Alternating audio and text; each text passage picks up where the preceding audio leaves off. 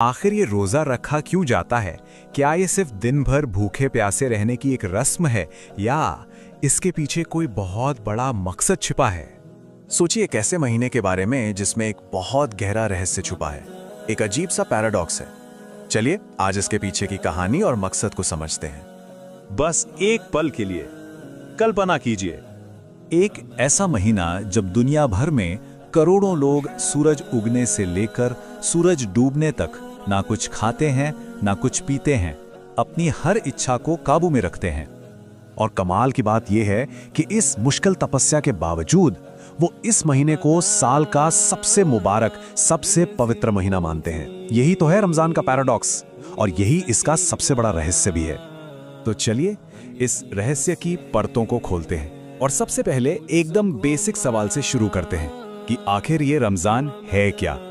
तो देखिए, रमजान जो है वो इस्लामिक कैलेंडर का 9वां महीना है और इसे सबसे पाक, सबसे पवित्र माना जाता है। इस पूरे महीने में मुसलमान रोजा रखते हैं, मतलब उपवास। साथ ही नमाज और कुरान पढ़ने पर जोर रहता है और हाँ, गरीबों की मदद करना भी इसका एक बहुत अहम हिस्सा है। और फिर इस पाक महीने का अंत होता है ईद उल फितर के बड़े जश्न के साथ। अच्छा, कभी ये सोचा है कि रमजान की तारीखें हर साल क्यों बदल जाती हैं? वेल, इसका सीधा सा जवाब है चांद। देखिए, इस्लामिक कैलेंडर जो है वो लूनर कैलेंडर है, मतलब चांद के हिसाब से चलता है और ये हमारे आम ग्रेगोरियन कैलेंडर से करीब 11 दिन छोटा होता है। बस इसीलिए हर साल रमजान एक नए मौसम में एक नई तारीख पर दस्तक देता है। ओके, तो ये तो हो गई रमजान की बेसिक पहचान। लेकिन अब आते हैं असली और सबसे गहरे सवाल पर। आखिर ये रोजा रखा क्यों जाता है? क्या ये सिर्फ दिन भर भूखे प्यासे रहने की एक रस्म है या इसके पीछे कोई बहुत बड़ा मकसद छिपा है? वेल, इसका सबसे पहला और सबसे बड़ा मकसद है सेल्फ कंट्रोल, आत्मसंयम। देखिए, रोजा सिर्फ खाने पीने से परहेज नहीं है, ये तो गुस्सा, झूठ और हर तरह के गलत कामों से खुद को रोकने की एक तरह की ट्रेनिंग है।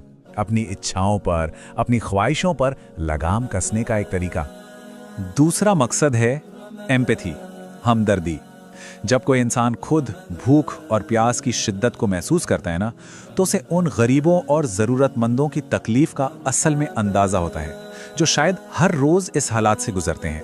और यही एहसास दान, जिसे ज़कात कहते हैं, और सेवा की भावना को और भी मजबूत करता है। और तीसरा, सबसे गहरा, सबसे आध्यात्मिक कारण है ईश्वर के करीब आना। रोजे को इबादत का, मतलब पूजा का, एक बहुत ही ऊंचा दर्जा दिया गया है और इसका असली मकसद तकवा को बढ़ाना है। अब तकवा क्या है? यह है अपने हर काम में ईश्वर के प्रति एक गहरी चेतना, एक जागरूकता रखना।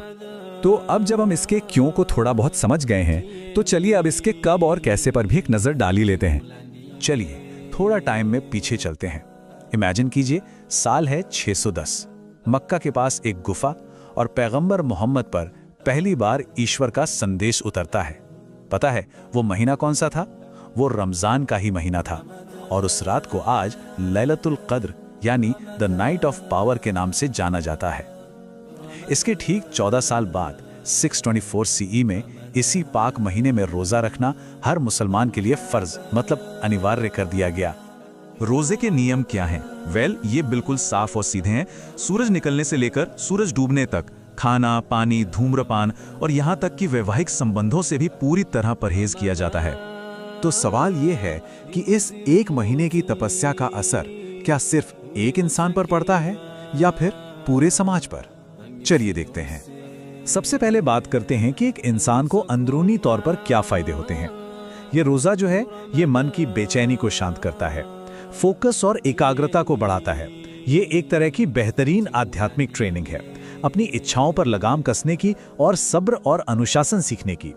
लेकिन जैसा मैंने कहा, इसका असर सिर्फ एक इंसान तक ही नहीं रहता, ये पूरे समाज में फैलता है। जब लोग शाम को एक साथ मिलकर रोजा खोलते हैं ना, जिसे इफ्तार कहते हैं, तो इससे भाईचारा बढ़ता है, परिवार और करीब आते हैं, रिश्ते मजबूत होते हैं और समाज में एक दूसरे की मदद और सेवा का जज्बा वो और भी बढ़ जाता है। तो फिर सवाल ये उठता है कि रोजा रखना किसके लिए जरूरी है? देखिए, ये हर बालिग और सेहतमंद मुसलमान के लिए अनिवार्य है, लेकिन इस्लाम में रियायत भी दी गई है। जो लोग बीमार हैं, सफर में हैं या जो महिलाएं गर्भवती हैं, उन्हें रोजा ना रखने की छूट है। और वो बाद में जब उनकी सेहत ठीक हो जाए तब अपने छूटे हुए रोजे पूरे कर सकते हैं। तो इन सब बातों को जानने के बाद अब हम रमजान के असली मतलब के, उसकी आत्मा के और करीब पहुंच रहे हैं। एक मजेदार बात बताता हूँ। ये जो शब्द है रमजान, ये अरबी के रमदान से आया है और इसका मतलब होता है झुलसा देने वाली गर्मी या सूखापन। इसका एक गहरा सांकेतिक मतलब भी है। जैसे आग किसी भी चीज की अशुद्धियों को जलाकर साफ कर देती है, ठीक वैसे ही माना जाता है कि रमजान के रोजे इंसान के गुनाहों को जलाकर उसकी रूह को पाक साफ कर देते हैं। और शायद यही इस पूरे महीने का सार है। एक बहुत खूबसूरत बात है जो इसे बयां करती है। रमजान हमें भूखा रहना नहीं सिखाता, बल्कि इंसान बनना सिखाता है। ये इंसानियत का, हमदर्दी का और खुद पर काबू पाने का एक गहरा पाठ है। तो आखिर में एक सवाल के साथ इसे छोड़ते हैं। जरा सोचिए, क्या रमजान सिर्फ 30 दिनों का एक त्योहार है, या फिर ये बाकी के 11 महीनों को और बेहतर तरीके से जीने के लिए एक तरह का स्पिरिचुअल बूट कैंप है? रमजान का नाम सुनते ही सबसे पहले क्या ख्याल आता है? यकीनन रोजा या उपवास, है ना? सुबह से शाम तक भूखे प्यासे रहना। लेकिन क्या ये सिर्फ इतना ही है? असल में इसकी कहानी कहीं ज्यादा गहरी है। तो आज चलिए इसी सवाल की तह तक चलते हैं और रमजान के असली मतलब, उसके इतिहास और उसके मकसद को समझते हैं। और देखिए, ये जो बात है ना, ये रमजान के पूरे सार को एक लाइन में बता देती है। ये भूख की कहानी है ही नहीं, ये तो आत्मा की, हमारी अंदरूनी शक्ति की जीत की कहानी है। मतलब बात सिर्फ जिस्मानी सब्र की नहीं, बल्कि एक गहरी सेल्फ डिसिप्लिन की यात्रा की है। आज हम इसी एक आइडिया की परतें खोलेंगे। तो फिर सवाल ये उठता है कि रमजान का असली मकसद क्या है? आखिर क्यों रखा जाता है ये रोजा? इसका इतिहास क्या है? और सबसे जरूरी, इससे एक इंसान को हासिल क्या होता है? यही वो सवाल हैं जिनके जवाब हम आज मिल के तलाशेंगे। तो देखिए, किसी भी चीज को समझने के लिए सबसे पहले उसकी जड़ों तक जाना पड़ता है, उसके इतिहास को देखना पड़ता है। तो चलिए सबसे पहले रमजान की ऐतिहासिक जड़ों को ही टटोलते हैं। देखिए, रमजान कोई आम परंपरा नहीं है। ये इस्लाम के 5 सबसे जरूरी स्तंभों यानी 5 पिलर्स में से एक है। मतलब ये मुसलमानों के लिए एक बुनियादी फर्ज है। ठीक वैसे ही जैसे नमाज पढ़ना या हज पर जाना, ये विश्वास की नींव का एक हिस्सा है। अब जरा इस टाइमलाइन पर गौर कीजिए। साल 610 ईस्वी, ये वो वक्त था जब पैगंबर मोहम्मद पर कुरान की पहली आयतें यानी पहला मैसेज आया। लेकिन दिलचस्प बात यह है कि रमजान के रोजे रखना अनिवार्य यानी कंपलसरी हुआ उसके करीब 14 साल बाद, 624 ईस्वी में। इससे साफ पता चलता है कि ये प्रथा सीधे सीधे कुरान की दुनिया में आने से जुड़ी हुई है। तो सवाल यह है कि भाई साल के 12 महीनों में से इसी महीने को क्यों चुना गया? जवाब छिपा है उसी 610 ईस्वी की एक बेहद खास रात में। इस्लामी मान्यता के मुताबिक इसी महीने की एक रात थी जिसे लैलतुल कद्र यानी द नाइट ऑफ पावर कहते हैं, जब ईश्वर ने अपनी किताब कुरान को दुनिया में भेजना शुरू किया। और बस यही एक घटना इस पूरे महीने को सबसे ज्यादा पवित्र बना देती है। तो ये तो हो गई इतिहास की बात, लेकिन अब आते हैं सबसे अहम सवाल पर। इसके पीछे का अध्यात्म क्यों क्या है? रोजे का असल मकसद क्या है? और इसका जवाब कुरान में बहुत साफ साफ दिया गया है कि रोजे इसलिए अनिवार्य किए गए ताकि आत्मसंयम यानी सेल्फ कंट्रोल सीखा जा सके। मतलब ये सिर्फ खाने पीने से खुद को रोकने की बात नहीं है, बल्कि ये खुद पर काबू पाने की एक ट्रेनिंग है। तो ये जो सेल्फ कंट्रोल है, ये आता कैसे है? इसे हम 4 स्टेप्स में देख सकते हैं। सबसे पहले अपनी भावनाओं, अपने इमोशंस पर कंट्रोल, फिर अपनी इच्छाओं पर, अपनी डिजायर्स पर काबू पाना। इसके बाद आता है सब्र यानी पेशेंस को डेवलप करना, और इन सब के बाद आखिर में एक डिसिप्लिन्ड लाइफस्टाइल बनाना। ये एक एक करके आगे बढ़ने वाला प्रोसेस है। और इन सारी कोशिशों का, इस पूरी ट्रेनिंग का जो आखिरी मकसद है, वो है तकवा हासिल करना। तकवा एक अरबी शब्द है जिसका मतलब है हर पल इस बात के प्रति जागरूक रहना कि ईश्वर देख रहा है। एक तरह की स्पिरिचुअल अवेयरनेस जो इंसान को सही और गलत का फर्क समझने में मदद करती है। लेकिन रुकिए, रमजान सिर्फ एक इंसान की अपनी आध्यात्मिक यात्रा नहीं है, इसका एक बहुत बड़ा सामाजिक, एक मानवीय पहलू भी है। चलिए अब देखते हैं कि ये कैसे एक इंसान को दूसरे से जोड़ता है। और यहाँ एक बहुत ही दिलचस्प बात सामने आती है। देखिए, रोजे के 2 पहलू हैं। एक तो है इसका धार्मिक मकसद, आत्मा को साफ करना, ईश्वर के करीब जाना और सेल्फ कंट्रोल बनाना। और दूसरा, आज का मॉडर्न साइंस भी इस पर बात करता है। कुछ रिसर्च बताती हैं कि कंट्रोल में की गई फास्टिंग शरीर को डिटॉक्स करने और मन को शांत करने में भी मदद कर सकती है। तो एक तरह से ये प्राचीन ज्ञान और आज के विज्ञान का एक संगम जैसा है। दरअसल जब कोई इंसान खुद भूख महसूस करता है तो वो दूसरों की तकलीफ को बेहतर समझ पाता है, और इसीलिए इस महीने में करुणा के कामों पर बहुत ज्यादा जोर दिया जाता है, जैसे गरीबों की मदद करना, दान देना जिसे ज़कात कहते हैं, दूसरों को खाना खिलाना और समाज सेवा के काम करना। ये अपनी निजी साधना को दूसरों की सेवा में बदलने का एक तरीका है। और ये कोई छोटी मोटी बात नहीं है। दुनिया भर में 1 अरब से भी ज्यादा मुसलमान इस महीने में रोजा रखते हैं। सोचिए, ये अनुशासन, सब्र और भाईचारे का कितना बड़ा वैश्विक प्रदर्शन है। ठीक है, तो हमने इतिहास देख लिया, इसका मकसद भी समझ लिया। अब आते हैं इस पूरी कहानी के सबसे दिलचस्प हिस्से पर, एक ऐसा हिस्सा जो सारी बातों को एक साथ जोड़ देगा। सवाल ये है कि रमजान शब्द का खुद का क्या मतलब है? क्या इस नाम में भी कोई गहरा राज छिपा है? बिल्कुल, और इसका जवाब शायद थोड़ा हैरान करने वाला हो। रमजान शब्द एक अरबी शब्द से निकला है जिसका मतलब होता है तेज गर्मी या जलना। सुनने में थोड़ा अजीब लगता है ना, लेकिन इसका जो सिंबॉलिक यानी प्रतीकात्मक मतलब है वो बहुत खूबसूरत है। ये देखिए, ठीक वैसे ही जैसे आग या तेज गर्मी किसी चीज को जलाकर साफ कर देती है, उसे शुद्ध कर देती है, रमजान के महीने की साधना और सब्र इंसान के पापों और बुरी आदतों को जलाकर उसकी आत्मा को शुद्ध करते हैं। ये एक तरह की स्पिरिचुअल क्लिंजिंग है, एक आध्यात्मिक सफाई। तो कुल मिलाके अगर हम सबको जोड़कर देखें तो रमजान का असली सार क्या है? ये आत्मा के लिए एक ट्रेनिंग है, मन को कंट्रोल करने का एक तरीका है, इंसानियत और हमदर्दी का एक सबक है, और ईश्वर से करीब होने का रास्ता है। और शायद हम इस एक ख्याल के साथ इस बात को ख़त्म कर सकते हैं, रमज़ान का सबसे बड़ा सबक हमदर्दी है, एम्पथी है। जब कोई इंसान खुद भूख की तकलीफ सहता है तब उसे उन लोगों की भूख का एहसास होता है जो रोज़ इस हाल में जीते हैं। और शायद रमज़ान का असली मकसद यही है, खुद को एक बेहतर और ज़्यादा हमदर्द इंसान बनाना। हर साल दुनिया भर में करोड़ों लोग एक बहुत ही खास महीने का इंतजार करते हैं, पर क्या रमजान का मतलब सिर्फ सुबह से शाम तक कुछ ना खाना पीना है? असल में ये इससे कई ज्यादा है। ये एक गहरी आध्यात्मिक यात्रा है, और आज हम इसी सफर पर चलेंगे और इसके असली मायनों को समझेंगे। तो सवाल यही उठता है कि क्या रमजान सिर्फ भूखे प्यासे रहने का नाम है, या फिर इसके पीछे कोई और गहरा मतलब छुपा है, एक ऐसा मतलब जो हमें खुद को बेहतर समझने का मौका देता है।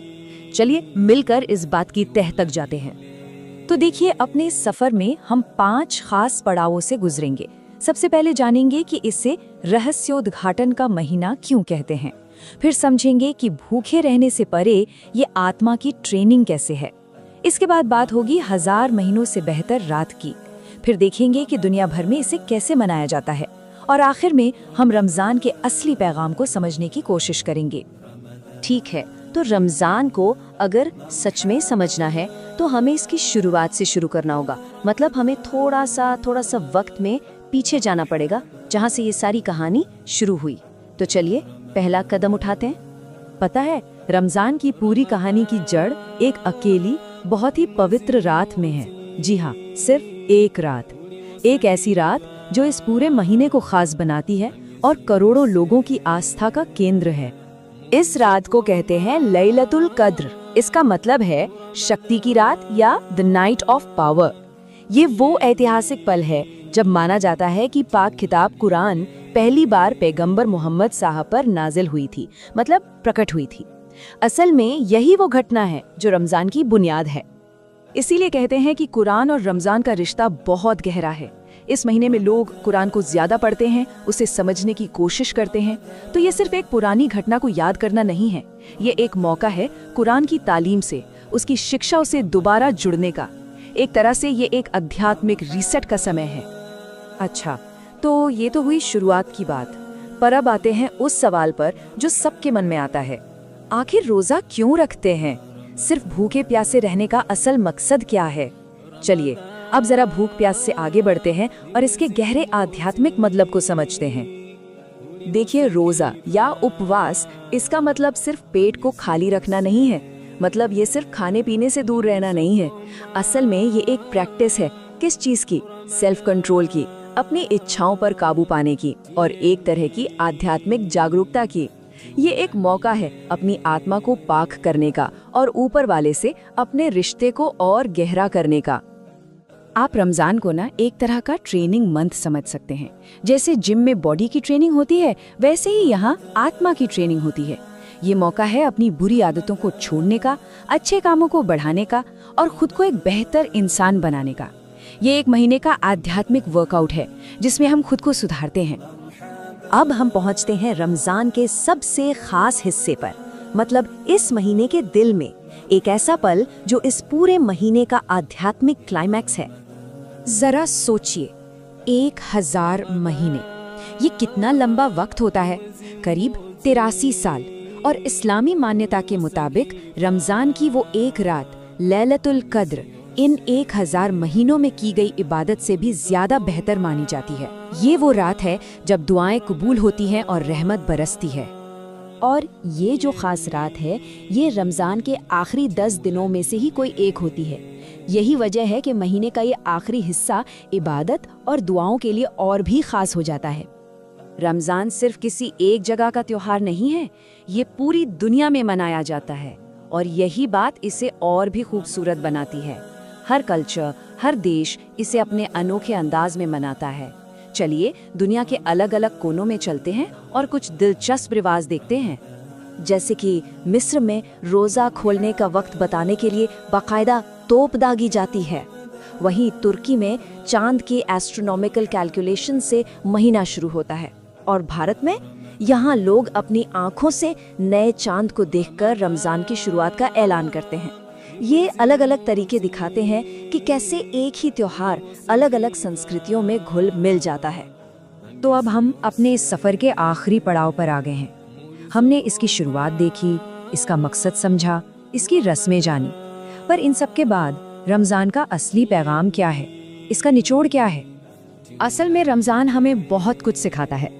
भूख को सहना, सब्र करना, जरूरतमंदों की मदद करना, खुद को बेहतर बनाना, ये सब इसकी सीख है। ये एक मौका है अपनी आत्मा की सफाई का, ताकि हम एक नई, एक बेहतर शुरुआत कर सकें।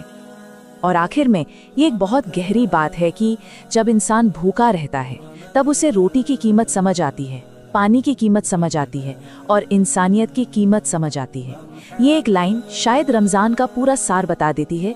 जब हम खुद तकलीफ महसूस करते हैं तभी हमें दूसरों की तकलीफ का एहसास होता है। हम उन चीज़ों की कदर करना सीखते हैं जो हमारे पास हैं और शायद यही रमजान का असली मकसद है, हमें बेहतर इंसान बनाना।